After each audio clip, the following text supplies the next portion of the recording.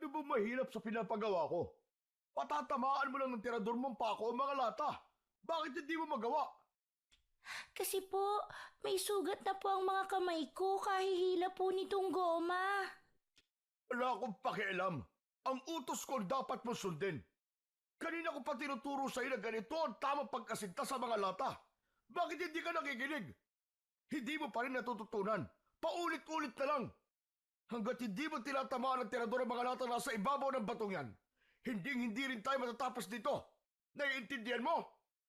Masakit na po talaga ang mga daliri ko sa kamay. Hindi ko na po halos mahila ang goma. Ang gusto mo, palo? Para sa'yo rin ito. Para kung wala na kami ng nanay mo, may kakayahan ka nang ipagtanggol ang sarili mo laban sa mga aswang na aatake sa'yo. Bakit naman po kailangan ko silang paghandaan, Tay? Bata pa po ako. Mas gusto ko po makipaglaro sa mga kaibigan ko. Saka hindi naman po totoo ang mga aswang eh. Ang dami mo sinasabi. Gagawin mo ba o itutulak kita dyan sa bangin? Wala akong anak na mahina. Hindi ako nag-aalaga ng batang walang alam sa mundo kung hindi ang maglaro. Ang dapat sa'yo, kahit bata pa'y may alam na sa pakikipaglaban. Kaya kumilos ka na kung ayaw mo masaktan. Pero Tay, hindi ko na po talaga kaya. May sugat na po ang daliri ko. Nagulat ang may 10 taong gulang na si Ara nang bigla siyang paluin ng kanyang amang si Mang Peter sa palad. Ang 45 taong gulang niyang ama ay malimit siyang parusahan sa pamamagitan ng pagpalo sa kanyang kamay gamit ang tsinelas nito. 3 magkakasunod na hampas ang tinamo niya mula sa galit na galit niyang ama. Hindi niya maintindihan kung bakit kailangan niyang matutunang gumamit ng tirador para sa mga aswang na tinutukoy nito. 2 taon na siyang nagsasanay at nagagawa naman niya ng maayos kung paano patamaan ng pako ang mga lata. Ngayon lang siya sumablay dahil puro paltos na ang kanyang mga daliri sa kahihila ng kulay itim na goma ng tirador. Idagdag pa ang 15 pako na kung mamalasin ay bumabaon pa sa kanyang mga daliri. Araw-araw, mula umaga hanggang hapon, ay ginagawa niya ang ganong klasing pamumuhay. Tama na po. Susunod na po. Masakit na masakit lang po talaga ang mga daliri ko. Kapag hindi mo napatamaan ang mga latang yan, sa labas ka matutulog. Pasigok-sigok na tiningnan ni Ara ang nasasaktan niyang mga kamay. Namumula at halos namamanhid na sa sobrang lakas ng palo ng tsinelas sa palad niya. Habang ang tirador ay nakasabit sa kanyang braso, dahan-dahan niyang muling hinila ang goma nito at itinutok sa mga lata. Pero dahil talagang masakit na ang kanyang daliri, hindi niya maiwasang hindi manginig ang kanyang mga kamay at nabitiwan niya ang tirador na mas lalong ikinagalit ni Mang Peter. Mabuti na lang at dumating na ang kanyang ina na may 45 taong gulang na rin na si Aling Mildred. Agad itong tumakbo papalapit sa kanila at iniiwas siya nito sa harap ni Mang Peter. Nakita nitong namumula ang kanyang mga kamay, kaya alam ni Aling Mildred na pinalo siya ng ama. Peter, anong ginagawa mo? Sinaktan mo na naman si Ara? Nako, huwag kang makialam dito, Mildred, ha? Tinuturuan ko na ng leksyon ng batang to. Masyado na naa-addict sa paglalaro eh. Pati ang pagtuturo ko sa kanya sa paggamit ng tirador ay binabaliwala na niya. Nay! Bakit hindi ako makikialam may sinasaktan mo ang anak ko? Leksyon, hindi nga naranasan ni Ara ang maglaro, tapos ganito pang gagawin mo sa kanya? Para hindi niya lang nagawa ang gusto mo, papaluin mo ang kamay ng anak natin? Anong klase kang ama? Umahimik ka! Masakit na po na yan daliri ko sa kamay. Pinipilit po ako ni tatay na patamaan ng mga lata. Narinig mo na? Tumigil ka na sa pagtuturo sa anak mo. Huwag mong kalimutang babae si Ara, hindi lalaki. Isang bata na mas kailangan ng tamang gabay ng magulang. Kailan mo pa siya tuturuan? kapag inatake na tayo ng mga amalanghig. Huwag mo rin kalimutan na karamihan sa pinapatay ng mga aswang ay ang mga batang kasing edad niya. Huwag mo rin kalilimutan na anak ko si Ara. Hindi ako makakapayag na saktan mo siya. Ipagpapalit mo ang pesteng pagsasanay mo sa anak natin? Ang hirap sa'yo. Palagi mong kinakampiyan ang anak mo, kaya lumalaki ang ulo eh. Para sa kanya lahat ng ginagawa ko. Para pagdating ng araw, hindi siya matulad sa mga lolo at lola niya na pinatay ng mga halimaw na yon. Kasi walang kakayahang ipagtanggol ang mga sarili. Hinayaan ko lang sila mamatay sa harap ko dahil wala akong alam sa pakikipaglaban. Pero bata pa siya at karapatan niyang mabuhay bilang bata. Ngayon lang ako nakakita ng amang itutulak ang anak sa karahasan. Ituro mo sa kanya ng maayos. Huwag mo ipagpilitan na magagawa niya agad ang gusto mo. Yan, ganyan! Ako na naman ang masama. Ang gusto ko, matuto ang anak mo. Mahirap pang intindihin yon. Ikaw ang mahirap umintindi. Palaging ang gusto mo ang nasusunod. Hindi ka ba nag-aalala kay Ara? Dumudugo na ang mga daliri niya sa kamay pero baliwala lang sa'yo. Ang hirap sa'yo, puro aswang ang lumalabas sa bibig mo. Huwag mo ipamulat sa anak natin na kailangan niyang maging manunugis ng mga aswang. Huwag mo ipasa sa kanya ang bagay na hindi mo nagawa dati. Kasi duwag ka! Nakakasakit ka na! Baka gusto mong tamaan! Sige, subukan mong ilapat ang nakataas mong palad sa pisngi ko at iiwan talaga kita. Isasama ko ang anak natin. Nahalata ni Ara ang tinitimping galit ng kanyang ama habang matalim itong nakatingin sa kanyang inang nasa likuran niya at nakahawak ang mga kamay sa balikat niya. Nauwi sa matinding pagtatalo, ang dapat sana ay pagtatanggol sa kanya ni Aling Mildred. Dala ng matinding galit ay kinuha ni Mang Peter ang hawak niyang tirador at dinala sa pag-alis. Ni hindi ito umimik nang tumalikod sa kanila. Saka lang siya humarap sa kanyang ina. Malungkot ang mga mata nito nang lumuhod ito sa harap niya at kinausap siya habang hinahaplos-haplos ang kanyang buhok. Ayos lang anak. Pasensya ka na kung nag-away kami ng tatay mo sa harap mo. Si tatay po, umalis siya. Bakit po ba kailangan kong matutong gumamit ng tirador? Palagi po kasi niya sinasabing para sa mga aswang na mananakit sa akin. Hindi ko po talaga maintindihan.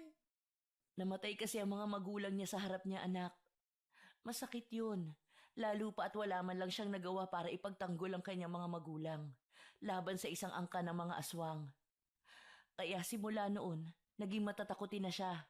Palaging balisa at hanggang ikaw ay tinuruan na niya kung paanong lumaban. Pinag-aralan niyang mabuti ang tamang paggamit ng tirador. Ikaw na sana ang bahalang umintindi sa kanya, anak. Ganun po pala ang nangyari kay tatay. Kawawa naman po pala siya. Kaya ko naman pong patamaan ng mga lata kanina eh. Nasugatan lang po talaga ang mga daliri ko. Kanina pa po kasi kaming umaga nag-iensayo. Kakausapin ko po si tatay para mawala po ang galit niya sa akin. Palipasin mo muna ang init ng ulo niya, ha? Tara na sa loob ng bahay para magamot ko ang mga sugat mo sa mga kamay. Dalhin mo ang mga naiwang pako para bukas may magagamit ka ulit. Opo, Nay. Dinampot ni Ara ang mga pakong may balahibo ng manok sa dulo at maayos na inilagay sa kanyang bag na yari sa hinabing uway. Hinawakan ni Aling Mildred ang kanyang kamay at masiglang pumasok na sa loob ng kanilang bahay.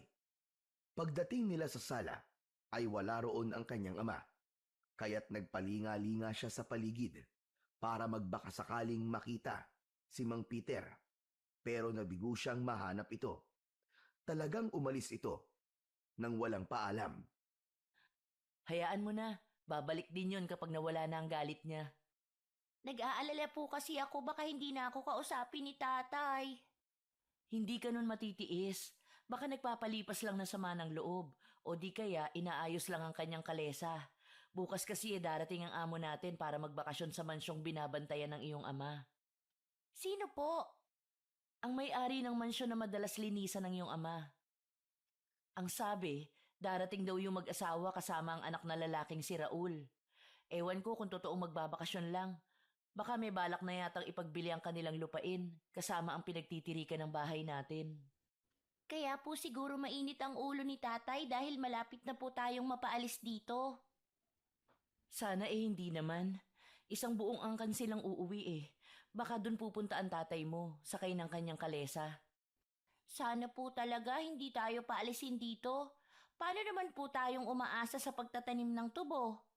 Sana po tayo titira kapag ipinagbili po nila ito?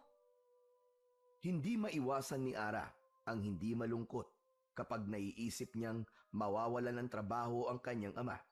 Pati tirahan ay mawawala din. Isang malalim na buntong hininga ang pinakawalan ni Aling Mildred bago kinuha sa kanya ang bag at sinabit sa likod ng kanilang pinto. Pagkatapos ay pumasok ang kanyang ina sa silid nito at pagbalik ay may dala ng maliit na basket. May lamang mga gamot sa sugat para gamutin ang kanyang daliri. Pagkalipas lang ng ilang minutong paglalagay ng gamot, ay pumasok na rin si Aling Mildred sa kwarto nito. Naiwan si Ara na matyagang naghihintay sa pagdating ng kanyang ama. Pero lumipas na ang 2 oras at kalat na ang dilim sa labas, ay hindi pa rin dumarating si Mang Peter. Nagsimula na ang kanyang pag-aalala para sa kanyang ama. Lalo pa at ngayon lang nangyaring umalis ito nang walang paalam. Gusto niyang pagsisihan ang kanyang ginawa na sana ay pinilit na lang niyang sinunod ang utos nito nang hindi na sana sumama ang loob ng kanyang ama sa kanya. Akma na sanang tatayo si Ara nang biglang dumating si Mang Peter. Mabilis itong pumasok at isinara ang pinto. Humahangos ito, pawisan at namumutla. May mga sugat din ito sa katawan na lalong nagbigay ng takot kay Ara. Ara, tawagin mo nanay mo. Aalis tayo sa bahay na to, bilisan nyo! Opo! Nay! Nay, si tatay po nandito! Oh, bakit at nagsisisigaw ka, Ara? Saan ang mga bala ng tirador? Bilisan nyo! Kailangan natin makaalis dito! Bakit ba? Saka ko na ipapaliwanag. Ara, kunin mo ang mga bala, bilisan mo! Ramdam na ramdam ni Ara ang takot sa boses ng kanyang ama. Kaya nagmamadali siyang lumapit sa may pintong pinagsasabitan ng mga pako. Nang makuha niya yon, ay nagsimulang kumalat ang mabahong amoy ng simoy ng hangin galing sa labas ng nakabukas na bintana. Tay, napakabaho po ng hangin, parang amoy nabubulok na laman ng tao. Nandito na sila. Nasundan ako. Sa kusina! Sa pintuan ng kusina! Doon tayo nadaan! Hahakbang na sana si Ara para sumunod sa kanyang ama nang biglang may humawak sa manggas ng suot niyang kulay puting bestida. Nagulat siya sa naaagnas na kamay na nakadakot sa kanyang damit. Ganon din ang paglabas ng dilaw na uod sa mga nabubulok nitong laman. Walang kasing baho na parang masusuka siya sa tindi ng amoy nun. Halos manlaki ang mga mata ni Ara. Ganon din ang kanyang bibig nang makita ang pagsilip ng nilalang na may naaagnas din na muka. Mapula ang mga mata habang nakangisi. Lumilikha ng ugong na parang umaangil na galit na aso. Tay! Tay! Tulungan niyo po ako! Peter, ano ang mga nilalang na yan? Amalanhig, Mildred! Maraming amalanhig na nasa labas ng bahay natin! Hilahin mo si Ara! Bilisan mo! At papatamaan ko ang noo ng aswang gamit ang tirador na to! Mabilis ang ginawang paghila ni Aling Mildred sa takot na si Ara. Kasabay ng pagpapakawala ni Mang Peter sa pakong D5 na bala sa tirador nito. Tinamaan ang amalanhig sa noo, kaya't nakabitaw ito sa pag-akyat sa bintana. Bumagsak ito sa lupa, pero pinalitan naman ng 2 aswang. Halos itulak sila ni Mang Peter papunta sa pintuan ng kusina para doon lumabas. Lalong binalot ng takot si Ara nang sa paglingon niya sa kanilang likuran. Sa sala ay tuluyan na ngang nakapasok ang maraming amalanhig na puno ng aswang ang buo nilang tahanan. Lahat ay nilalabasan ng mga uod sa katawan at nahuhulog sa kanilang sahig nagawa sa tabla. Napapasigaw siyang napakapit sa braso ni Aling Mildred habang lumalabas sila sa pintuan ng kusina. Diyos ko, Peter! Masyado nang madilim. Saka umuulan. Hindi natin makikita ang daan. Ibang paraan. Kailangan na natin makaalis dito. Hindi ko alam kung saan nanggagaling ang mga malanig na yan. Nagulat na lang ako nang bigla nilang hinarangan ang kalesa ko. Naron, doon ko ipinarada ang kalesa. Bilisan nyo, sumakay na tayo! Mabilis na sumampa ang mag-anak sa kalesa habang si Mang Peter ay sa unahan para patakbuhin ng kabayo. Hinila nito ang tali at sa paglingon nila sa likuran ay nakalabas na ang mga amalanhig sa kubo nila. Mga nag-aagawan pa sa paglapit sa kanila. Tay, nariyan na po sila! Kumapit kayo! Tumakbo ang kabayo bago pa sila maabutan ng mga amalanhig. Lahat sila ay mabibilis ang tibok ng puso. Halos mabingi sila sa ingay ng hangin na humahampas sa kanilang mga tenga sa mabilis na pagpapatakbo ng kalesa. Yakap si Ara ni Aling Mildred ng mahigpit. Diyos ko, nakasunod sila sa atin. Tay, malapit na po nila tayong maabutan. O anak, dahil sa lubak-lubak na daan ng kalsada, kaya mabagal ang takbo natin. Nagulat si Ara nang biglang tumagilid ang kanilang sinasakyang kalesa at hindi makaalis ang kabayo na panay lang ang angat sa unahang paa nito. Nakasabit ang gulong sa malaking sanga. Natatarantang ibinaba si Ara ni Mang Peter at panay ang lingon sa papalapit na mga aswang. Wala nang ibang paraan. Tumakbo na tayo. Kailangan na nating iwan ang kalesa. Bilisan nyo! Kapag naabutan nila tayo, papatayin tayo ng mga halimaw na yan!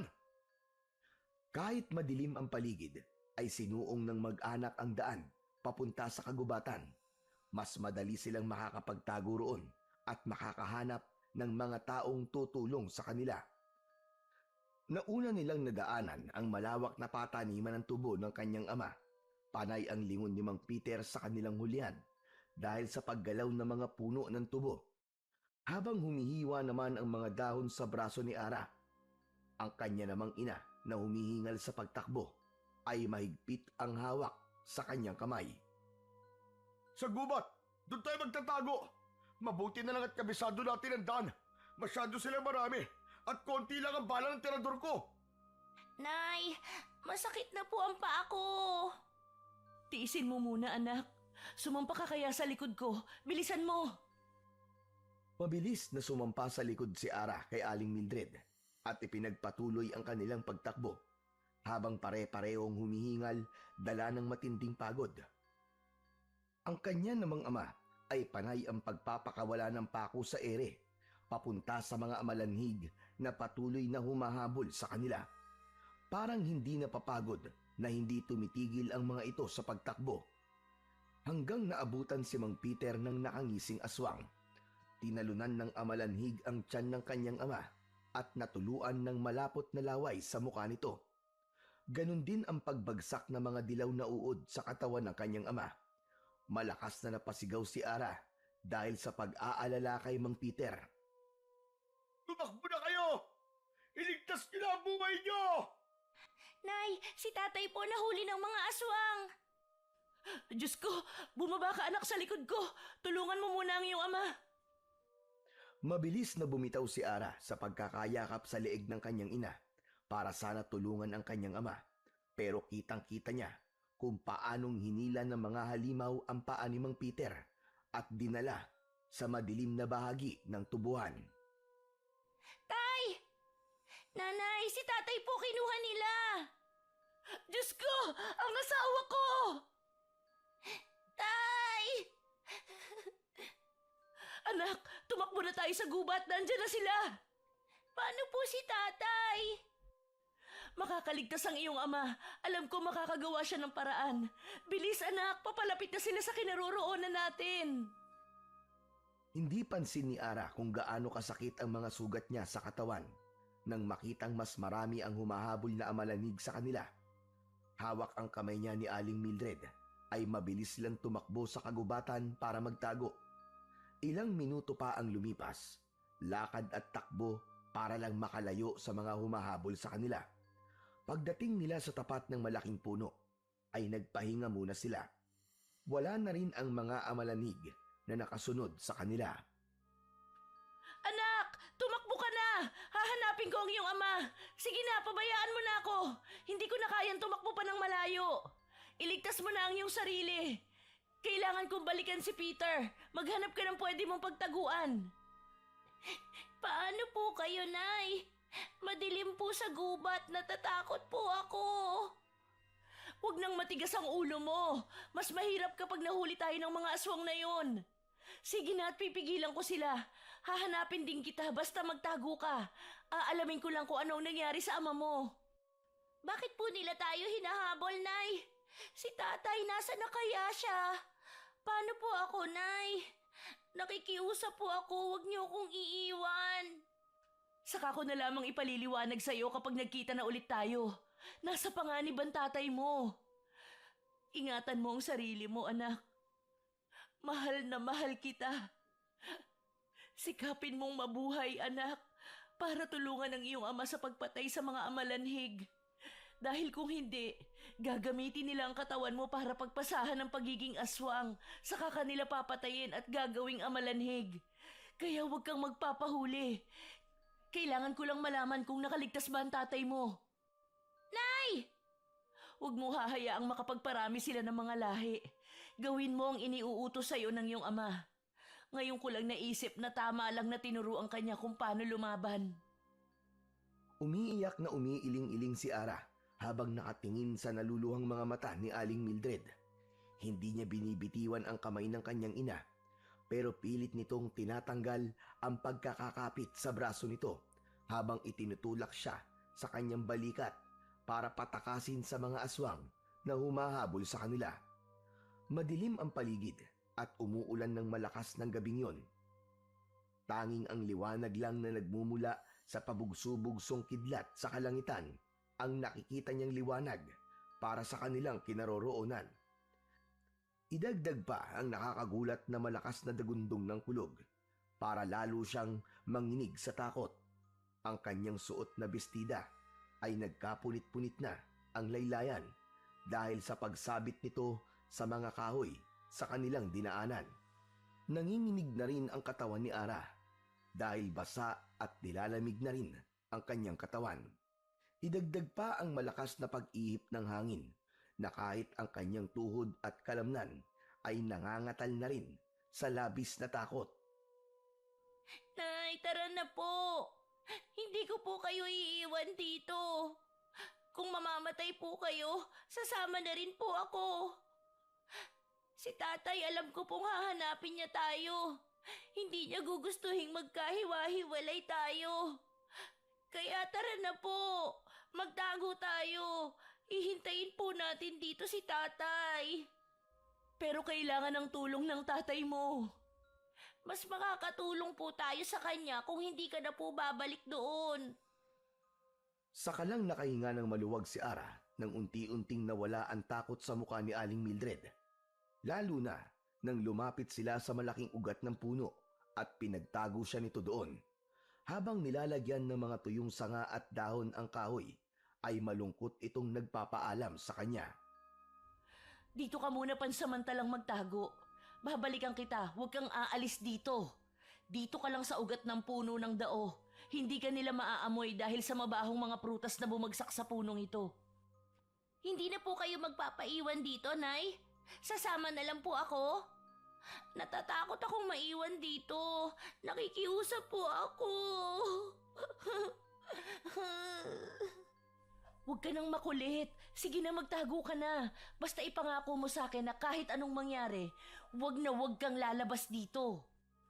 Ako ang haharap sa kanila para hindi ka nila makita. Papatayin ka nila, anak. Hindi ko hahayaang masaktan ka nila. Magkakasama-sama ulit tayo ng tatay mo. Pangako yan, anak. Wala nang nagawa si Ara kundi ang magtagong mabuti sa tinambak na sanga ng kanyang ina. Magsasalita pa sana si Ara nang bigla na lang may tumalon sa likuran ni Aling Mildred. Kumalat ang mabahong amoy, dala ng simoy ng hangin. Hinarap ng kanyang ina ang nakatayong nilalang na may naaagnas na muka. Maging ang mga laman nitong halos lumaylay na sa lupa. Para silang mga nakadamit pero ang totoo, mga balat na unti-unting natatanggal ang mga yon. Nakalabas ang maitim na mahahabang pangil, habang ang ungol ay parang mga angil ng aso. Patagong hinaharangan ni Aling Mildred ang pinagtataguan ng anak. Mabuti na lang at may mga dahong nakatabing sa ugat at kahit madilim ay malinaw niyang naaaninag ang muka ng amalanig. Mga aswang na muling nabuhay at naghahanap ng makakain para sa panibagong pag-aasik ng lagim. Matutulis ang kanilang mga kuko na ginagamit sa pagpunit ng mga katawan ng biktima. Mapupula ang malalaking mga mata at may nakakasukang mga amoy. Lumayo ka, halimaw ka! Anong ginawa niyo sa asawa ko? Patuloy sa pag-atras at pag-iwas si Aling Mildred habang pinagmamasdan ang muka ng mga aswang. Ang isa pang amalanig na dumating para pagtulungan ang kanyang ina ay umangil ng malakas. Sa kabilang banda, halos maihi naman si Ara ng dahil sa takot habang nakikita ang kanyang ina sa maliit na siwang ng mga sanga na pinagtataguan niya. Sa kabila ng maraming nabibiktima ng mga amalanig, walang nangangaas na sinuman na kalabanin ang mga ito, na ngayon lang ulit nagasik ng lagim. Isang buong pamilya na aabot sa 3 angkan na nagkakaisang gawing pagkain ang mga taong naninirahan malapit sa kanilang lungga, kung saan ay hindi pa rin niya alam kung paanong dumami ang ganitong klasing mga nilalang. Kahit na anong mangyari sa akin, anak, huwag na huwag kang magpapakita o lalabas sa pinagtataguan mo. Nay, mahal na mahal kita, anak. Kitang-kita ni Ara na dumampot si Aling Mildred ng kahoy upang panlaban sa 2 amalanig na magtatangkang lumapit dito, habang si Ara naman ay pigil na pigil ang sarili na wag lumabas. Ilang minuto ang lumipas ay sinugod na si Aling Mildred ng mga aswang. Kahit pinagpapapalo ng hawak nitong kahoy ang mga halimaw, ay hindi yun sapat para mapigilan ang pagkait nito sa kanyang ina. Halos namimilog na ang mga mata at bibig ni Ara nang makita niyang bumagsak ang kanyang ina sa lupa, habang pinagtutulungan ng mga aswang na lapain ang katawan nito. Malakas ang amalanig na parang gutom na gutom. Nanginginig ang kanyang mga labi na hindi makapagsalita habang pinanonood niya kung paano ang pagkain ng mga aswang sa laman loob ni Aling Mildred. Ang pagpatak ng luha sa mga mata ng kanyang ina ay kumislap dahil sa tama ng liwanag na nagmumula sa kidlat. Tinakluban niya ang sarili niyang bibig dahil pakiramdam niya ay maglilikha siya ng ingay sa nakitang pagpatay sa kanyang ina. Kinagat ni Ara ang sariling palad para hindi siya makasigaw. Mula sa butas ay nakita niyang sinisipsip ng 2 amalanhig ang leeg ni Aling Mildred. Nagkikikisa ito habang hindi inaalis ang tingin sa pinagtataguan niya. Nang masiguradong patay na ang ginang, ay isa-isang nagsialisan ang mga aswang. Iniwan ang wala ng buhay na katawan ng kanyang ina.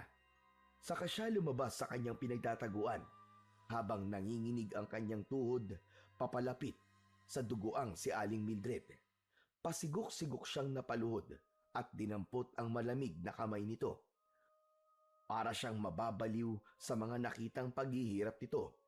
Saka siya napahugulgol ng iyak na ang boses ay pigil sa paglakas, sa takot na baka marinig siya ng mga aswang at balikan siya.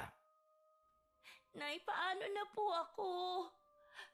Ngayong patay na kayo, huwag niyo po akong iwan. Gumising kayo, Nay.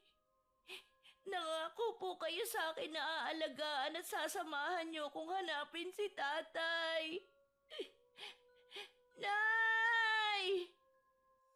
Pinagmasdan ni Ara ang muka ng kanyang ina. Sa tulong ng magkakasunod na pagguhit ng kidlat, nakita niyang dilat ang mga mata nito. Masuyo niya yung ipinikit at bumakas sa muka ang matinding galit. Saktong pagdating naman ng papalapit na yabag ng paa mula sa kanyang likuran.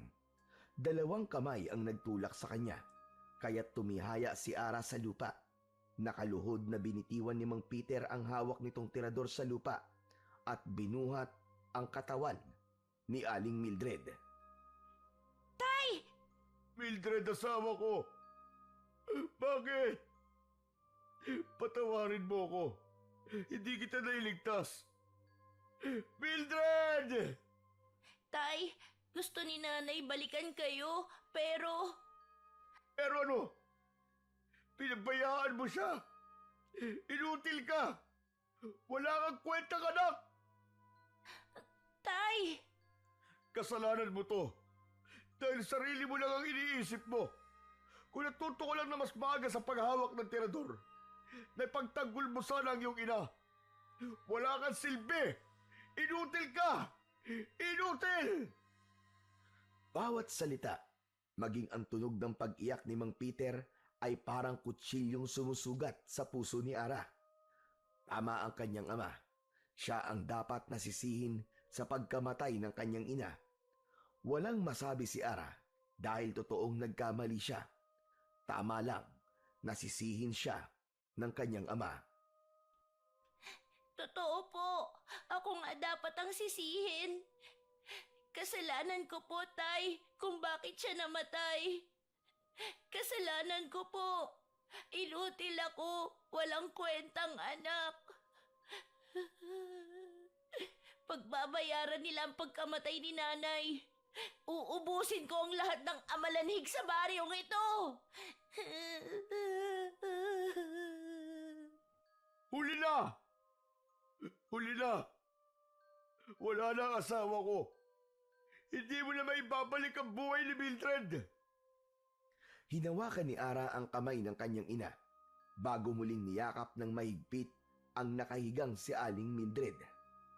Binuhat ni Mang Peter ang katawan ng kanyang ina at dinala sa ugat ng puno ng dao.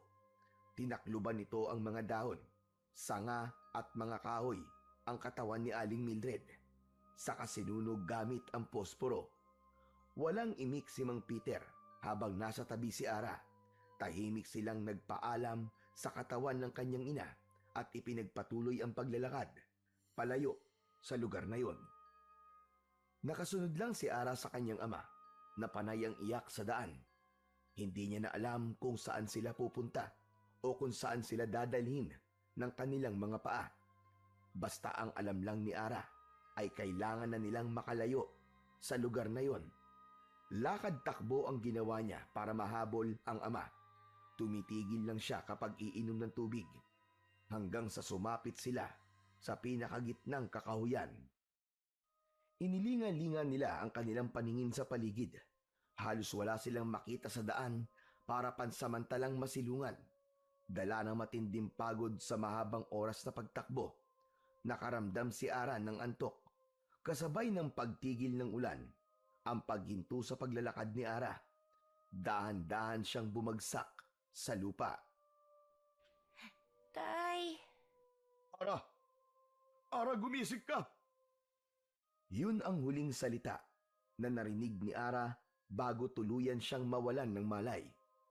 Kinabukasan, nagising si Ara sa nararamdamang masakit niyang kamay, paa at ulo.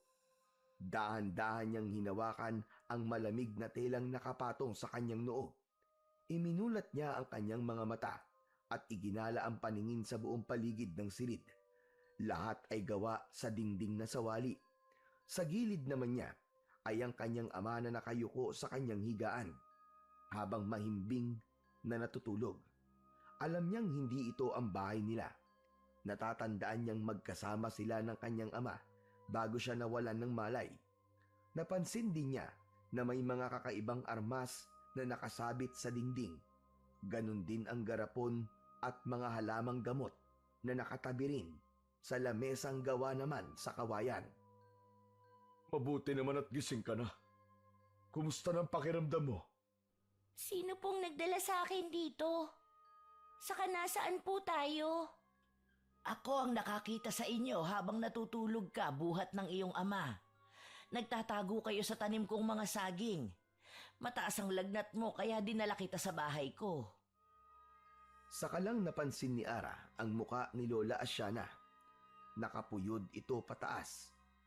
Nakasuot ito ng kulay puting bestida na yari sa telang katsa, habang nakasuot ng tsinelas na gawa sa kahoy o bakya.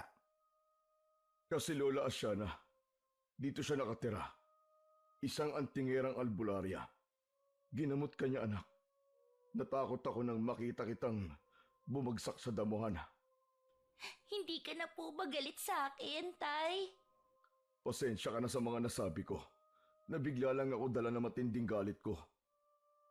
Napapaluhang napansin ni Ara na maayos na ang kanyang pananamit. May benda ang sugat at mukhang mabait ang matandang nakatayo sa harapan nila. Hawak ang basong may mainit na tubig. Malakas siyang napahagulgol ng iyak. Wala na po si Nanay. Wala po nilang awang pinatay. At nakita ko lahat, Tay. Ayaw nilang mawala sa isip ko. Para po akong mababaliw kapag naaalala ko kung paano pinatay nila ang ina ko. Sa harap ko po, Tay, wala akong silbi. Hindi ko po siya naipagtanggol. Ganyan din mismo ang naramdaman ko nang mamatay ang mga magulang ko sa aking harapan. Kaya alam ko kung gaano kahirap, anak. Paulit-ulit kong naaalala hanggang sa pagtulog. Kaya natuto kong gumamit ng terador. Sino ang pumatay sa nanay mo, Ara? Ang mga amalanhig po, Lola. Bigla nila kaming sinugod sa bahay. At dahil sa pagprotekta sa akin ni Nanay, siya po ang namatay. Magsasalita pa sana si Ara nang marinig niya ang pagbagsak ng baso sa kanyang tabi. Napansin niya ang pamumutla ng muka ng matanda. Nabitiwan ni Lola Asyana ang hawak nitong baso. Ang mga luha ng matanda ay nag-uunahang pumatak na sobra niyang ipinagtataka. Lalo na nang bigla itong manghina. Nanginginig ang mga kamay nitong napahawak sa gilid ng katre. Kaya't nilapitan ito ni Mang Peter para alalayang makaupo sa upuang yari sa kawayan. Lola, bakit parang takot na takot po kayo? Tignan niyo na, napaso po yata kayo ng mainit na tubig. Pasensya ka na. Natakot talaga ako nang marinig ko ang mga sinabi ni Ara tungkol sa mga amalanhig na pumatay sa kanyang ina. Sana nga nagkamali ako sa mga narinig ko. Amalanhig nga po ang pumatay sa asawa ko. Marami sila, Lola. Hindi ko makakalimutan na sila rin ang pumatay sa mga magulang ko. 10 taon nang nakakalipas. Lola, may alam po ba kayo tungkol sa mga amalanhig? Oo, Ara. Sa katunayan, maraming taon ko nang sinubukang pigilan ang pagdami ng kanilang angkan. Pero hindi ko magawa. Hindi ko kaya. Wala akong lakas ng loob para kalabanin sila. Masyado silang malakas kaya nagtago na lang ako sa kagubatang ito. Ano po bang klaseng mga aswang ang amalanhig? May paraan po ba kung paano sila mapapatay? Oo, kapag hawak mo ang mutyang may 2 gabay. Ang amalanhig ay mga aswang na namatay at muling nabuhay. Sila ang mga nilalang na mahirap patayin kasi dati na silang patay. Sa papaanong paraan sila nagiging aswang? At kung paano sila matatalo? Kapag napainom sila ng itim na likido, mula yon sa katas ng patay, gagawin na muna siyang aswang, saka papatayin sa pamamagitan ng pagkain din sa kanilang mga laman loob ng taong nag-aalaga sa kanila. Sa ganung paraan, muling mabubuhay ang aswang at kikilalaning hari o pinuno ang aswang na kumain ng kanilang laman loob. Sa madaling salita, may nag-aalaga sa kanilang isang taong may alam sa itim na anito. Kaya po pala walang kasing baho ang singaw ng kanilang mga katawan dahil nabubulok na ang kanilang mga laman. Paano naman po ang mutya, yung tungkol po sa 2 gabay? Ang totoo, hawak ko ang mutyang may 2 gabay. Sandali at kukunin ko sa lumang baol. Pati ang mga langis na may orasyon ko. Malaki ang maitutulong nila laban sa mga amalanhig. Saglit na nawala sa kanilang paningin si Lola Asyana at pagbalik nito ay may hawak na itong maliit na baul. Inilapag ng matanda ang hawak nito sa ibabaw ng lamesa. Sa tabi ng kanyang katre, saka binuksan. Kinuha nito sa loob ang isang uri ng singsing na may bato sa gitna. Nagulat si Ara sa sukat ng singsing na tamang-tama lang sa kanyang daliri. Bakit parang pambata ang singsing, Lola? Dahil bata lang talaga ang dapat na sumuot nito para kilalanin ng dalawang gabay. Ang gabay ng hangin at apoy.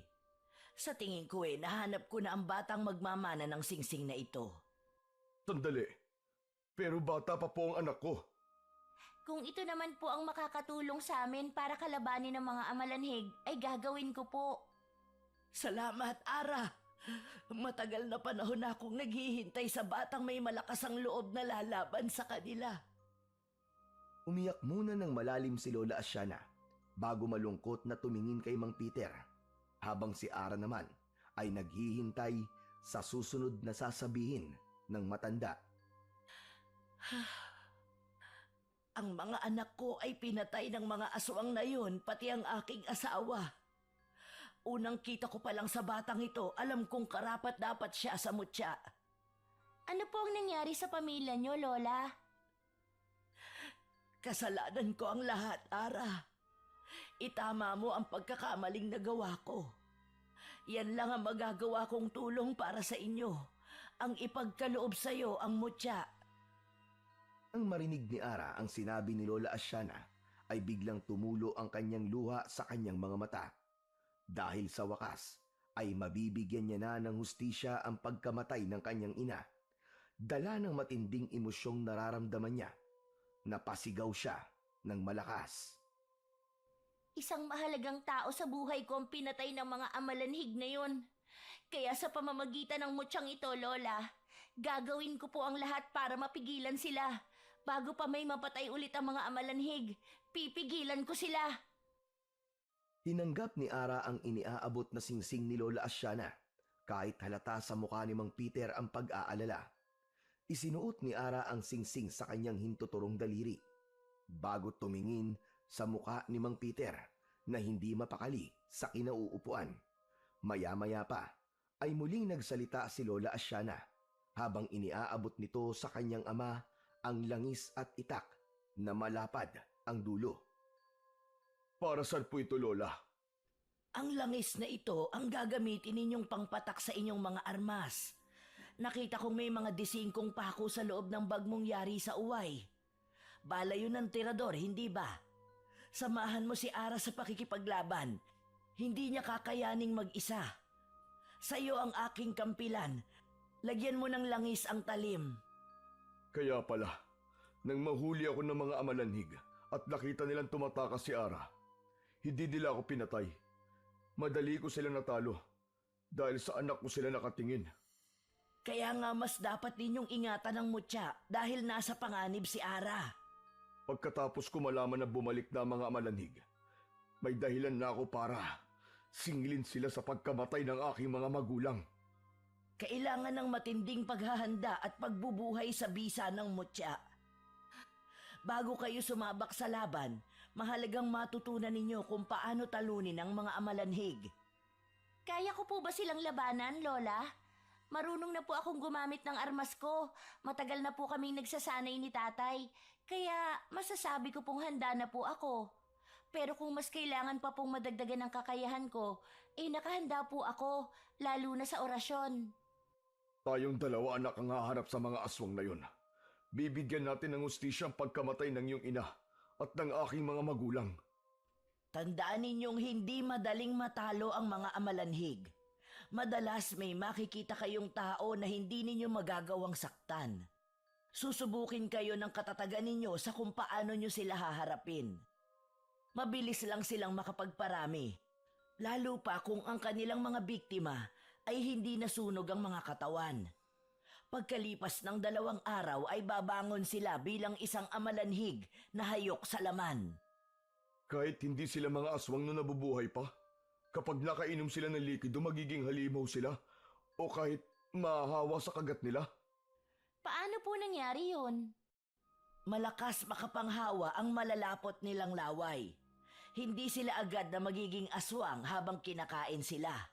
Kailangan muna nilang mamatay bago muling mabuhay bilang amalanhig. Hindi ka nila makikilala tulad ng nangyari sa mga anak ko. Isa sa mga amalanhig ang anak at asawa ko.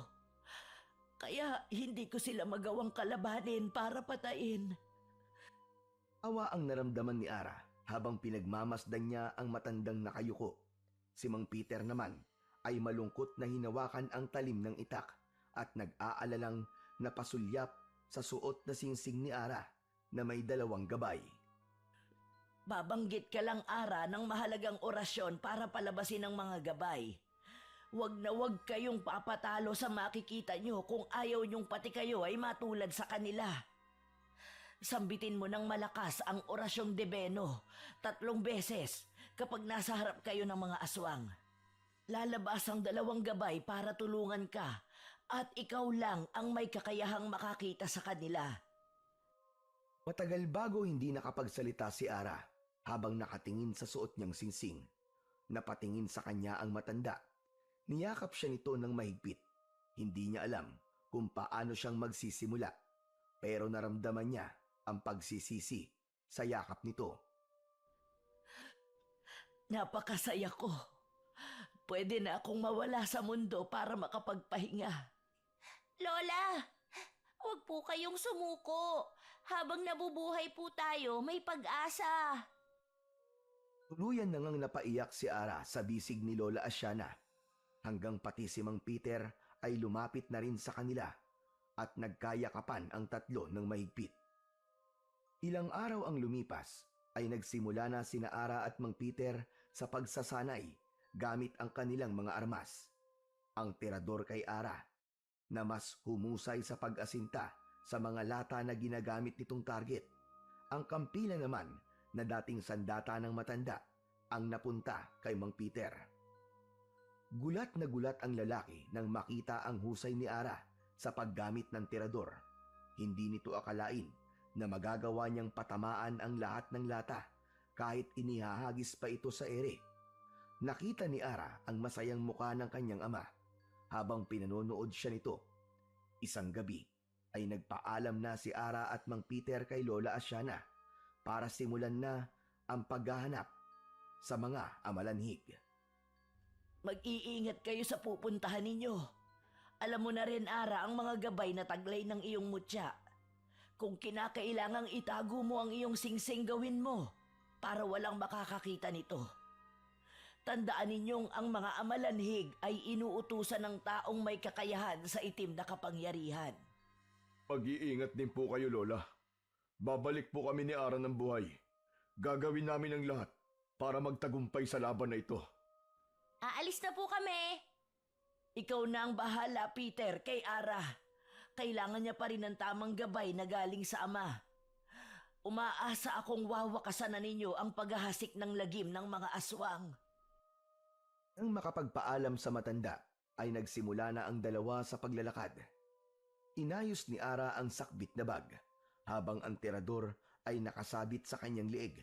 Ganon din ang kanyang suot na singsing na binalutan niya ng tela sa kanyang daliri. Ang suot naman niyang bestida na gawa sa katsa, itinali niya sa kanyang bewang. Tinahi pa yun ni Lola Asiana para sa kanya. Habang naglalakad sa makipot na daan, papunta sa kagubatan, ay umusal ng orasyon si Ara at lumabas ang bolang apoy na nagbibigay liwanag sa kanilang dinaraanan. Kaya lang ang liwanag na yon ay siya lang ang nakakakita. Ganon din ang hangin na parang bumubulong sa kanya na may panganib sa unahan ng daang tinatahak nila. Bakit, Ara? Tay, ang mga gabay po ng mutya, nagbigay babala po sa akin. Sa unahan ng daan na ito ay may mga aswang na amalanhig. Magandang pagkakataon to na makaharap natin kagad ang mga halimaw na yon.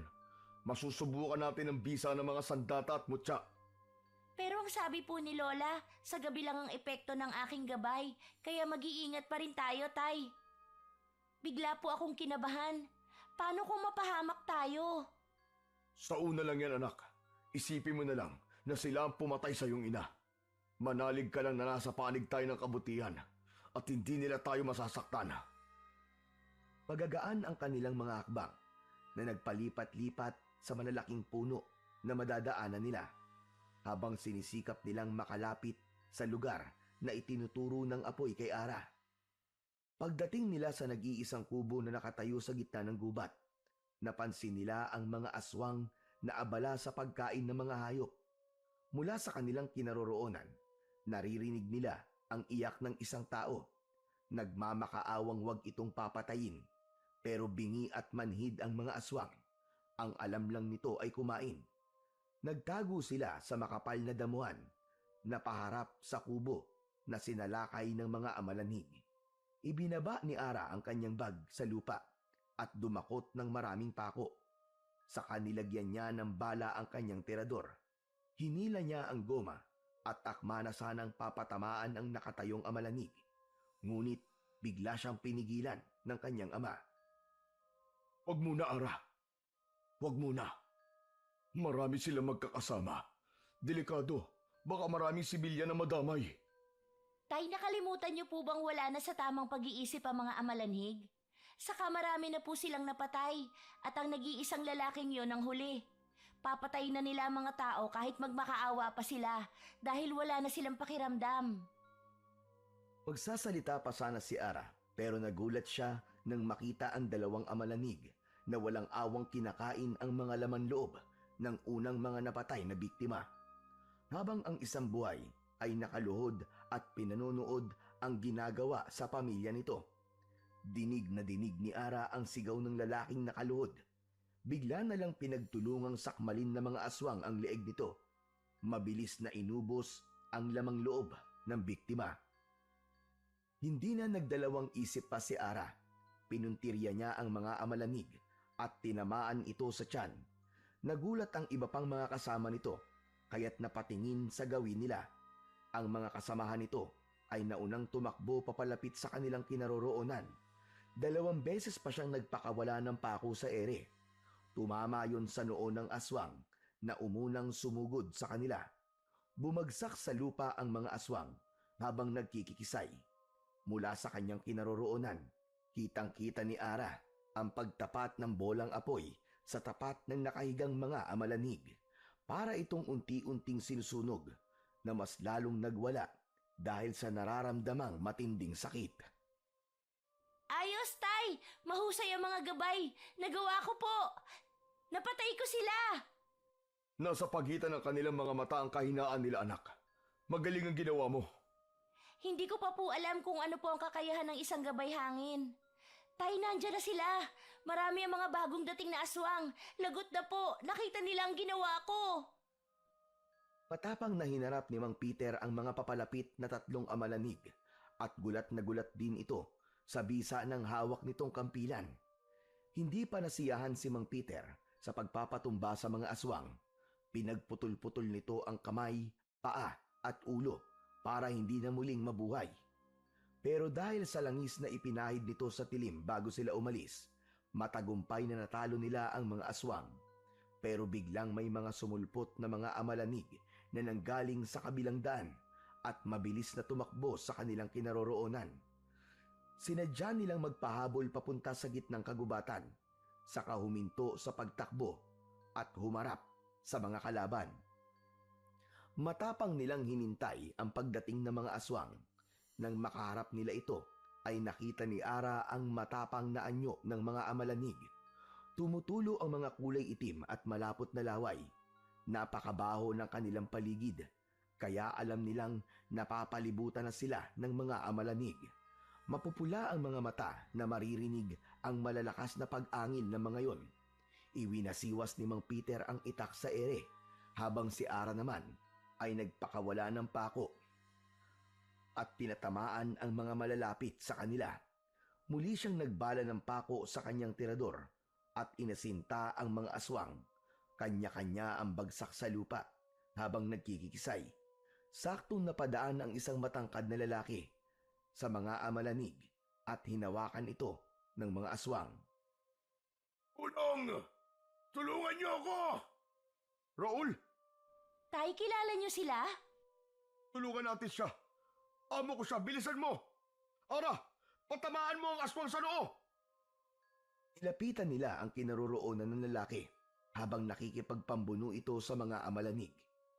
Inatake ni Ara at Mang Peter ang mga aswang gamit ang pako at kampilan at direkta nila yung isinasaksak sa mga noo ng kalaban na nakayuko habang pilit na kinakagat si Raul. Naging maagap ang kanilang pagkilos sa tulong ng gabay na apoy ni Ara. Natumba ang mga amalanhig sa lupa habang nagkikikisay. Malakas na hinila ni Ara ang goma ng kanyang tirador para asintahin ang mga aswang na kumakaripas ng takbo. Pinatamaan ni Ara ang likod ng tumatakbong aswang. Kitang-kita niya kung paanong bumagsak ang amalanhig sa lupa. Nilapitan ni Mang Peter ang mga yon at tinaga isa-isa ang mga leeg ng natumbang aswang para alisin ang mga ulo nito. Kuya, sa likod mo marami pang mga nakaabang na mga aswang! Ara, alalayan mo tumayo si Raul. Ilayo mo muna siya dito. Susunod ako. Patatamaan ko lamang sila ng tirador mo. Pahiram ako. Hindi kita iiwan dito, Tay. Ayoko na pong magkahiwalay tayo. Tara na po, pabayaan na muna natin sila. Sa bahay ko, doon tayo magtatago.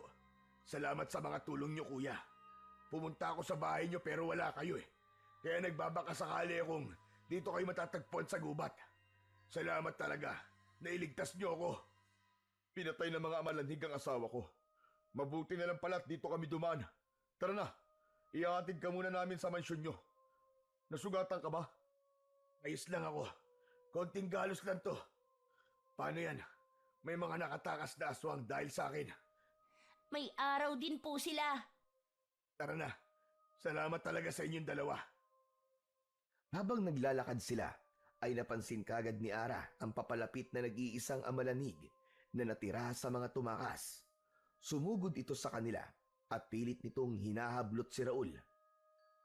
Halos magwala sa matinding pandidiri ang lalaki nang makitang maraming dumikit na dilaw na uod sa damit nito. Lalo na nang tagain ni Mang Peter ang kamay ng aswang at natansikan ito ng maitim na likido sa muka. Tanggalin niyo, Peter! Tanggalin niyo kay Peter! Ang daming uod! Halos magtatatalon ang lalaki sa pagtanggal ng mga buhay na uod sa damit nito. Pinipispisan naman ni Mang Peter ang mga nakadikit kay Raul. Hindi alam ni Ara kung matatawa siya sa reaksyon ng muka ni Raul o kung maiinis dahil sa kaartehan nito. Bago umalis ay nilapitan muna ni Ara ang nakahigang amalanig at pinagmasdan ang mga mata nito bago umusal ng orasyon. Debeno! Debeno! Debeno!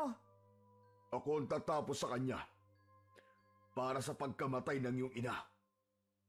Pinagtulungan nilang patayin ang umaangil na amalanig, pero si Raul, para itong nakakita ng mabangis na hayop at tatakbo na sana papalayo.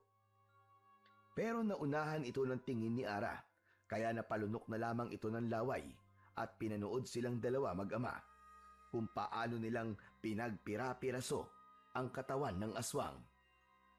Kaya naman sinamantala ni Ara ang pagkakataon. Mabilis siyang lumapit kay Raul at dinampot ang tirador na nasa tabi nito at paluhod na pinuntirya ang ulo ng amalanig. Ipinakita niya kung paano siya pumatay ng aswang sa harap ni Raul.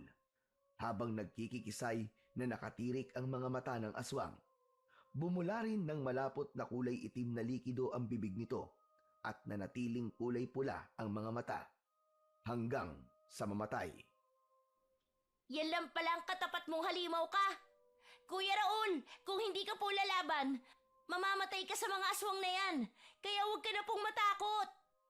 Ayos ka lang ba, Raul? Oo, kuya. Hindi ko akalaing mahusay pala ang anak mo sa pakikipaglaban. Kung kumilos siya, para siyang matanda, mabilis at malakas. Sanay na sanay din sa paggamit ng tirador. Oo, sinanay ko siya sa loob ng 2 taon. Nakapatay na rin ako ng 2 amalanig. Tinakot mo ako kanina. Akala ko nasugatan ka na. Tay, saan na po tayo pupunta? Sa bahay ko, kahit papano, Ligtas kayo ron. Hinahanap talaga namin ang mga amalanig. Pagkatapos ka namin mayatid, ay aalis na rin kami. Salamat, Kuya Peter. Lalo na sa'yo, Ara. Tangulang ang isinagot ni Ara sa sinabi ni Raul na nauna nang maglakad papunta sa mansyon. Habang nasa daan ay lumapit si Mang Peter kay Ara at pabulong na nakipag-usap. Anak, tama kayang sumama tayo kay Raul. Iba kasi ang pakiramdam ko sa kanya. Nang marinig niya ang orasyon, para natakot siya eh. Matatakotin lang po talaga, Tay. Ang ipinagtataka ko naman po ay ang mga amalanhig. Parang natatakot sila sa akin. O baka nakikita rin ng mga amalanig ang dalawang gabay ng mutya. Kaya halos tumakbo sila na mabilis para lumayo sa atin. Yun nga rin po ang naisip ko, Tay. Pagkasambit ko po ng orasyon, para silang nagbago. Ang iba naman po mga aswang nang makitang napatay ko sila, biglang kumaripas ng takbo. Para po talagang nakikita nila ang gabay na apoy. Di sila natatakot sa mga armas natin. Kundi nagtatawag sila ng kasama. Nakilala nila ang mutyang suot mo at sa mga oras na to, maaaring alam na ng pinuno nila ang tungkol sa mga nangyari ngayong gabi. Hindi naman natin sila napatay lahat dahil naunang tumakbo mga kalaban papunta sa kagubatan. Kung ganun po, kailangan na po nating umalis dito. Bilisan nyo! Iniwan ko kasi ang mga magulang ko sa mansyon. Doon ko po nakitang tumakbo mga malanig. Saan na tayo tinuturo ng gabay mo, anak? Hindi ko lang maiwasan ang hindi mag-alala. Dahil pagsapit ng umaga, ay wala nang bisa ang mutyang yan. Kailangan natin matulungan si Raul. Sa daan pong nilalakaran natin, Tay. Tama po si Kuya Raul. Sa mansyon po nila pumunta ang ibang mga amalanhig. Tara na, sundan natin ang gabay ng yumutya. Kuya, bilisan nyo! Nag-aalala na ako kina mama at papa! Malalaki ang mga hakbang ng paa ni na Ara, Mang Peter at Raul. Papunta sa dulo ng daan. Ilang minutong paglalakad ay nakita nila ang isang lugar na maraming nakatayong bahay. Sa gitna ay may malaking mansyon ng amo ng kanyang ama. Walang tao silang nakita, maliban sa magandang babae na nakatayo sa pintuan ng mansyon. Niyakap ito ni Raul at mabilis na pumasok sa loob. Hanggang sala, iginala ni Ara ang kanyang paningin sa kabuuan ng buong bahay. Wala naman siyang nakitang bakas ng amalanig, pero doon sila itinuro ng kanyang gabay. Tay, hindi maganda ang kutob ko sa lugar na ito. Patuloy pong umiikot ang gabay na apoy sa kabuuan ng sala. Napatitig si Ara sa nakatayong babae sa tabi ni Raul. Nang makita ang suot niyang singsing, ay napaatras ito at nag-aalalang napatitig sa mukha ni Ara. Pero imbis na lapitan, ay pumasok pa ito sa loob ng kusina. Ang nakapagtataka ay ang takot sa mga mata ng babaeng katabi ni Raul kanina. Habang nakaupo sa sala ang lalaki, nawala ang bakas ng takot sa mukha nito. Nakadipa ang mga braso habang nakatingin sa kanila. Naalala niyang hindi niya naitago ang mutya sa kanyang daliri. Mabuti na lang at si Raul at ang babae pa lang ang nakakakita sa kanyang suot na singsing. Kaya lang, kapansin-pansin na parang nawala ang takot sa muka ni Raul. Magpapaalam na rin po kami, Kuya Raul. Maayos naman po pala dito at walang mga amalanhig. Salamat sa paghatid ah.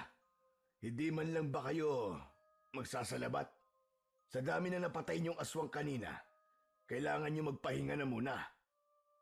Huwag ka na mag-abala pa. May pupuntahan pa kami. Tangka na sanang aalis sina Ara at Mang Peter sa harap ni Raul. Nang sa pagpihit ng mga paa ni Ara, ay nabanggaan niya ng tingin ng isang kulay itim na anito. Kakaiba yun na biglang nawala ang kanyang gabay. Bumundol ang kaba niya sa dibdib at makahulugang tumingin sa mukha ng kanyang ama. Parang nahuhulaan naman ni Mang Peter kung ano ang ibig niyang sabihin. Tay, may kakaiba po sa anitong itim na ito. Bigla pong nawala ang aking mga gabay. Para silang mga nagtago. Parang seryoso ang pinag-uusapan niyo ah. Maganda talaga ang anito na yan.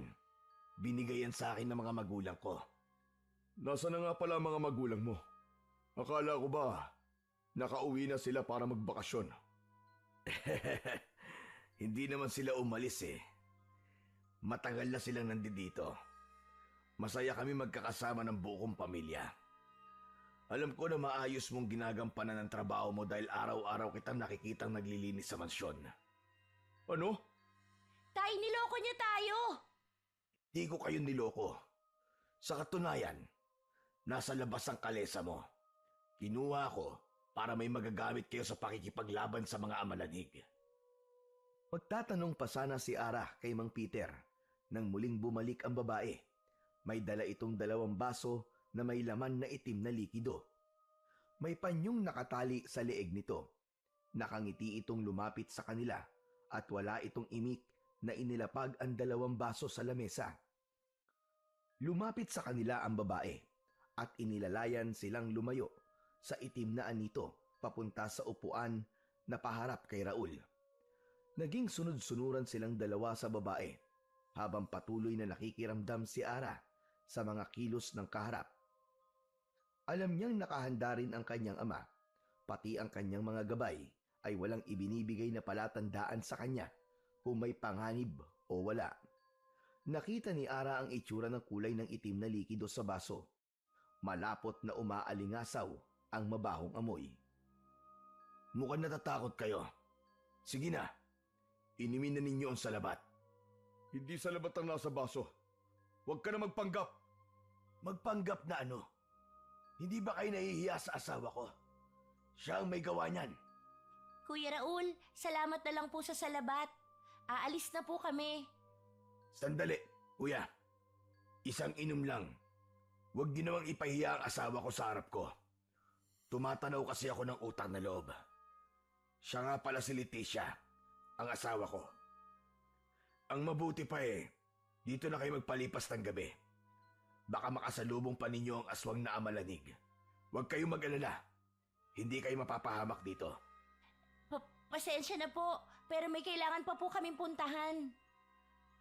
Tuloy sa pagpapanggap si Ara na hindi pa rin nakakahalata ang kalaban.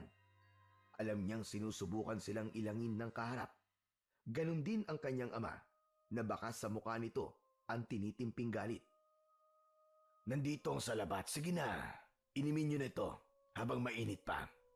Kung hindi ko talaga kayo mapipigilan, gamitin nyo ang kalesa. Pero bago kayo umalis, ay uminom muna kayo. Salamat, Raul. Pero hindi ako umiinom ng salabat, pati ang anak ko. Nagtataka si Ara sa hindi pagsasalita ng babae sa likod ni Raul, kaya't nagkunwari siyang dumampot ng baso at ibinigay niya sa kanyang ama. Abang hindi niya ipinakita kay Raul ang pagkindat niya sa kanyang ama. Sige, iinumin ko ito. Pwede ko ba makausap ang asawa mo bago ko to inumin? Bakit naman? Hihiramin ko ang panyong nasa leeg niya. Ako na magtatanggal. Habang hawak ni Mang Peter ang basong may laman na itim na likido, ay lumapit nga dito si Leticia. Nagulat si Raul at Ara sa biglang paghablot ni Mang Peter sa panyo na nasa leeg ng babae at sa pilitang ipinainom dito ang likidong hawak ni Mang Peter. Sa dami ng nainom ng babae, nanlalaki ang mga mata nito na napahawak sa sariling leeg habang pilit na iniluluwa ang salabat. Akala niyo ba, hindi ko alam na balak niyo kaming gawing aswang? Ngayon, namnamin ng asawa mo ang likidong salabat na sinasabi mo. Eka, anong ginawa mo? Mabuhay kang mag-isa, kasama ang amalanhig mong asawa. Sa sobrang galit ay namula ang mga mata ni Raul. Sumigaw ito ng malakas habang ang asawa nitong nakainom ng itim na likido ay bumagsak na sa sahig. Nagkikikisay na hawak pa rin ang sariling leeg hanggang umangil ito na parang aswang. Saktong nagsilabasan ang mga amalanig mula sa nakasaradong silid at pinunteriya agad ang nakahigang si Leticia. Lasapin mo ang sakit habang pinapanood ang mahal mo na kinakain ng mga amalanhig sa harap mo. Hindi! Huwag ang asawa ko! Wala nang nagawa si Raul nang halos pag-agawan ng mga amalanhig ang katawan ng asawa nito. Kitang-kita nila kung paanong hinuhugot ng mga aswang ang lamang loob ni Leticia at parang sabik na pinag-aagawan ang karne ng asawa nito. Takbo na! Sa labas tayo, anak!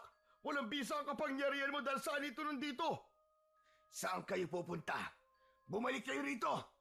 Magbabayad kayo sa ginawa niyo sa asawa ko! Mabilis ang kanilang takbo papunta sa harapan ng mansyon. Akala nila nasa loob lang ang mga amalanig, pero nagkamali sila dahil nasa labas ang lahat, nakaabang sa kanila. Wala na kayong takas. Mapapasama na kayo sa mga angkan ko. Hindi kayo makakalayo. Inilinga ni Ara ang mga mata sa paligid. Ganon din ang kanyang ama na nakita ang kalesa na nakaparada sa harap ng bakuran. Ito pala ang ginamit ni Mang Raul para hanapin sila at magpanggap na nahuli ng mga aswang. Isang patibong Ara. Hindi agad sila nakilala ng iyong gabay dahil saan ito. Pero plano ito ni Raul. Kaya't napapalibutan tayo ng mga kampo niya. Tay, para pong nawala ang mga gabay ng mutya.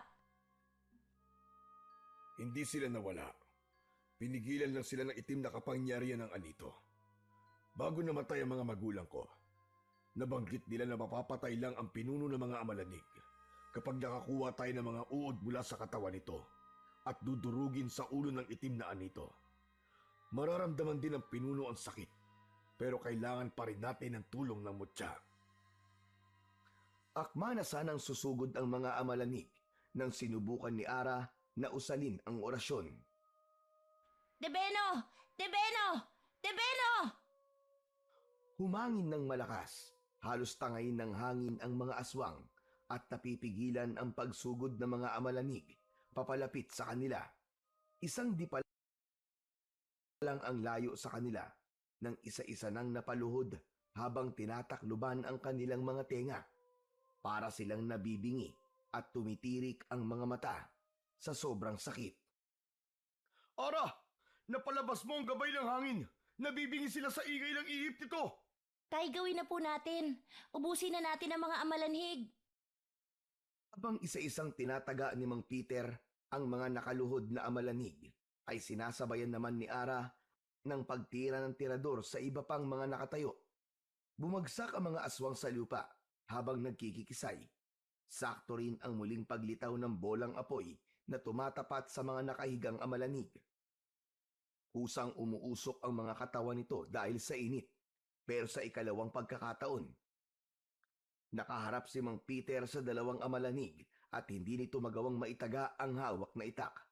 Tumulo ang luha nito habang nakatingin sa dalawang aswang na hindi nakakagalaw habang nakataklob ang naaagnas na kamay sa tenga. Tay, bakit po? Ang mga magulang ko, ang lolo at lola mo, ginawa silang mga amalanig.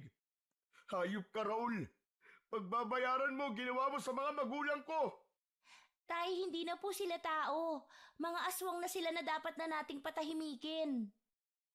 Unahin ko ang lalaking yun! Dala ng matinding galit ay iniwan si Ara ni Mang Peter at tumakbo ito papunta sa loob ng mansyon. Sinugod nito si Mang Raul na tuwang-tuwa sa nakitang paghihirap ng kalooban ni Mang Peter. Binalingan ni Ara ang nakatayong amalanig. Kumuha siya ng uod sa katawan nito bago ipinikit ang mga matang inatake niya ng pako ang mga pagitan ng mga mata ng matanda. Patawarin niyo ako, Lola at Lolo. Panahon na po para magpahinga kayo. Paalam po. Tig-isang saksak sa noo at bumagsak ang dalawa sa lupa habang nagkikikisay. Bumubula ang mga bibig na muling lumitaw ang bolang apoy at tumapat sa dalawa. Habang unti-unti itong hindi gumagalaw, pinagmasdan ni Ara ang dilaw na uod sa palad niya. Saka nagmamadaling sumunod sa kanyang ama sa loob ng mansyon. Nadatnan niyang naglalaban si Mang Peter at Mang Raul, habang si Ara naman ay dumiretso sa tapat ng anito. Inilapag niya ang mga uod sa ulo nito, saka dinurog yun gamit ang hawakan ng kanyang tirador, saka umusal ng orasyon. Hindi maaari! Umalis ka sa harapan ng anito ko! Aray! Tama na! Tama na! Kasabay ng paglitaw ng dalawang gabay sa loob ng mansyon, humangin ng malakas at tangka na sanang papatayin ni Mang Peter si Mang Raul nang dumating si Lola Asiana. Ara! Lola, anong ginagawa niyo rito? Tutulungan ko kayong talunin ng pinuno ng mga amalanhig. Naniniwala kayo sa matandang yan? Sa kanya nagsimula ang lahat. Pero hindi ako kasing sama mo. Binuhay mo ang mga anak ko at asawa, maging ang mga magulang mo. Pero ginawa mo naman silang mga halimaw. Tama na! Tumigil ka na! Lola, kasalanan niyo to. Ipinamana niyo sa kanila ang pagiging aswang para ano? Para mabuhay ako na mag-isa. Baka nakakalimutan yung nasa lungga kita. Lahat ng mga nakikita niyo nasa paligid niyo ay pamilya ko. Bago pa man tumama ang gabay ng mutya sa katawan ko, mapapatay na rin kayo ng alagad ko. Tumayo kayo, Mama, Papa! Patayin niyo ang matandang ito! Tama na! Huwag mong gamitin ang mga magulang mo laban sa akin. Ikaw ang mamatay! Tigilan mo na ito, Apo! Hindi sa ganitong paraan! Hindi ba kayo masaya? Kasama ko pa rin ang mga magulang ko. Hindi po ba't sa inyo nagsimula ang lahat? Ito naman ang gusto nyo, hindi ba? Maglola kayo? Kung ganun po, apo ninyo ang pinuno ng mga amalanhig? Patawarin ninyo ako. Ito ang dahilan kung bakit hindi ko magawang labanan ng mga anak ko. Inihanda ni Ara ang terador at itinutok niya kay Raul. Unti-unting nagbago ang itsura nito. Isang mabangis na halimaw. Kasabay ng mga pagsugod ng mga amalanig mula sa mga bumukas na pinto ng bawat silid. Umalingasaw ang mabahong amoy ng mga halimaw. Saktong gumala ang mga gabay sa palibot ng sala, kaya hindi agad makakilos si Raul hanggang ang mga kampon nito ay hindi na rin nakagalaw. Napansin ni Ara ang natirang baso na may laman na itim na likido. Kinuha niya yon at ipinainom kay Raul. Bumagsak ito sa sahig habang pinipilit isuka ang kanyang nainom. Pinipigilan ito ng gabay na makakilos, pero nauwi din sa pagkikisay ang katawan nito. Lahat ng mga amalanhig na sumugod sa kanila, maging ang mga magulang nito, ay kinain ang lamang loob ni Raul. Nakapikit si Lola Asiana habang umiiyak ng malakas. Sumama na po kayo sa amin! Dito na lamang ako. Isarado ninyo ang pinto. Ngayong wala na ang apo ko. Gusto ko na ring mamatay kasama ang aking pamilya. Hindi mo sila pamilya. Kami na ang bago mong pamilya. Tara na po! Bago pa nila mapansin tayo, nasa labas ang kalesa. Papaulanan sila ng pako ni Ara para matapos na ang kanilang pambibiktima. At si Raul, hindi na siya mabubuhay dahil kontra sa kanya ang sariling laway ng mga kampon niya. Umalingasaw ang mabahong amoy at sa isang iglap ay nakatayo na ang mga amalanig. Kaya't inalalayan nila ang matanda papunta sa labas ng mansyon. Agad na pinakawalan ni Ara ang tirador at si Mang Peter naman ay sinalubong nito ang mga halimaw gamit ang kampilan.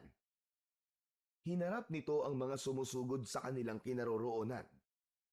Sa pagkawala sa ere ng mga pako ni Ara, sinalubong ito ng pagtalon ng mga aswang na alagad ni Raul. Kaya nagawa nilang makatakbo bago sila maabutan ng mga aswang. Pero nadapa si Ara at nabitiwan niya ang tirador. Sakto rin ang pagdagan sa kanya ng mga amalanig sa katawan niya. Mabilis na umusal ng isang dasal si Ara. Tebeno! Tebeno! Tebeno! Lumiwanag ang singsing na tanging si Ara lang ang nakakakita. Nasilaw ang mga aswang at napataklob ng mga mata. Ganon din ang pagkabingi sa malakas na hangin na tumatama sa tenga nila. Mabilis na tumayo si Ara at inasinta isa-isa ang mga ulo ng mga amalanig. Ganon din ang kanyang ama na patuloy sa pagtaga sa mga aswang. Isa-isang bumubulagta sa lupa ang mga kalaban at nagkikikisay na nakatirik ang mga mata. Walang natira sa mga aswang. Iginala ni Ara ang kanyang paningin sa buong bakuran. Nagkalat ang mga katawan ng amalanig at sinabayan ng pagpatak ng ulan. Tapos na. Naubos natin anak ang mga aswang. Nagtagumpay tayo sa tulong ng 2 gabay ng mutya. At sa pangatlong gabay natin, tatay, ang Diyos, hindi po niya tayo pinabayaan. Iniligtas niya tayo. At matatahimik na rin ang kalooban ko. Masayang masaya si Ara sa tagumpay na kanilang nakamit at nilapitan nila ang kalesa na naghihintay sa kanila sa labas ng bakuran. Pagkasampa nila at maalalayan si Lola Asyana sa pag-akyat, ay hinikit ni Mang Peter ang tali ng kabayo. Kumapit po kayo, Lola! Ha! Ha! Mabilis na tumakbo ang kabayo paalis sa tapat ng mansyon. Kasabay ng pagsilip ng araw sa kanilang dinadaanan ang paglayo nila sa lugar na may nakakasulasok na amoy. Ano natutunan mo sa mga nangyari, Ara? Ang aral po na hindi porket bata pa, wala nang kakayahan. Hindi na magsasanay para lumaban. Hindi po dapat magpapadala sa takot at panatiliin ang kabutihan sa puso. Na laging may puwang ang pagtatama sa mga nagawang pagkakamali. Kahit mga kadugo mo pa ang kalaban. Mas mapapabuti po sila kung ilalagay natin sila sa landas ng kabutihan. Patawarin ang mga sarili bago po magtiwala sa iba. Kagaya ng ginawa ninyo, Lola, sa pagbibigay ng tulong niyo po sa amin. Babalik na tayo anak sa dati nating bahay. Kasama si Lola Asyana. Masiglang pinatakbo ni Mang Peter ang kabayo habang nakangiti sina Ara at Lola Asyana. Malaya nilang tinanaw ang malawak na pataniman ng tubo na nag-iwan sa kanila ng isang alaalang hindi kailanman makakalimutan.